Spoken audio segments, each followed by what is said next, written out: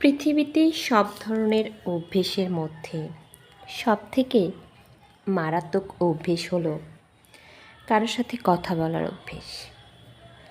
এই অভ্যেসটা দু একদিনে হয় না, নিয়ম করে রোজ একটু একটু করে কথা বলতে বলতে আস্তে আস্তে মায়া জন্মায়।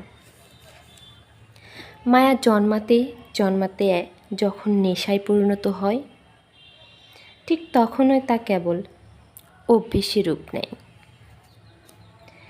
এই যে কারোর সাথে কথা বলার যে অভ্যেস আপনার অজান্তেই যখন সৃষ্টি হয়, আপনার ভালো থাকার সম্পূর্ণ নিয়ন্ত্রণ আপনি হারিয়ে ফেলবেন। তখন কথা হওয়ার মুহূর্তে হঠাৎ যখন কথা থেমে যাবে, আর দেখবেন সেরকম সময় দিচ্ছে না, সেভাবে কথা বলছে না, আপনি কিন্তু এদিকে মায়ায় পড়ে গেছেন। আপনার নিয়ন্ত্রণ একদম তার কন্ট্রোলে চলে গেছে। তখন এই অভ্যেসটার জন্য আপনার অনেক যন্ত্রণা মনে হবে, হৃদয়ে রক্তক্ষরণ হবে।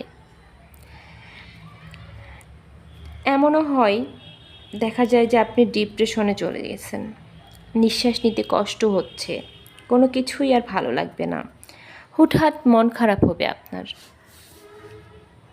তার মানে এই নয় যে কারোর সাথে কথা বলাটা খারাপ বা বাজে অভ্যাস।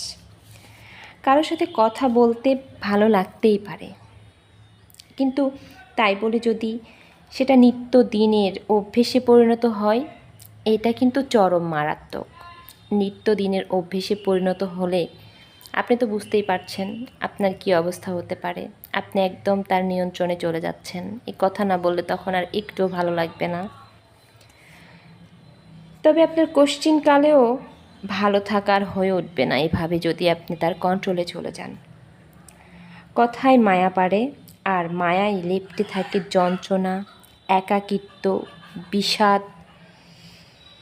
যদি মনে কষ্ট হয় কারো প্রতি একতরফাভাবে, আপনি যদি বুঝতে পারেন যে একেবারে তার প্রতি ডুবে যাচ্ছেন, তার সাথে কথা না বললে আপনার চলবেই না, তবে নিজেকে এখনই থামান, নিজেকে কন্ট্রোল করুন। অন্যের নিয়ন্ত্রণে আপনার মনটা চলে যাবার আগেই আপনি আপনার মনকে নিজে কন্ট্রোল করুন। তা না হলে একসময় প্রচুর পস্তাতে হবে। এইটা যদি একবার আপনার অভ্যেসে পরিণত হয়ে যায়, এটা থেকে কখনো আর বের হয়ে আসতে পারবেন না। মায়া বড্ড খারাপ জিনিস, মারাত্মক খারাপ জিনিস। একবার যদি কারো কথার মায়ায় পড়ে যান, সেটা থেকে বের হয়ে আসা আরও বেশি কষ্টের। এই জন্য অন্যের নিয়ন্ত্রণে পড়ে যাবার আগেই নিজেকে নিয়ন্ত্রণ করে ফেলুন।